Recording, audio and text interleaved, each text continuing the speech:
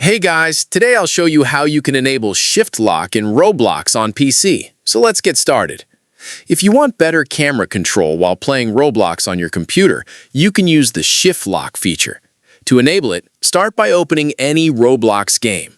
Once you're in the game, click the Roblox icon in the top corner of the screen to open the menu.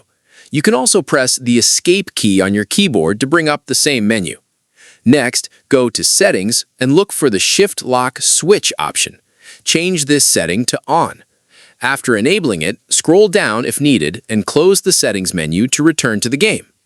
Now press the Shift key on your keyboard to activate Shift Lock. This will lock your camera in a way that makes character movement and aiming easier in many games.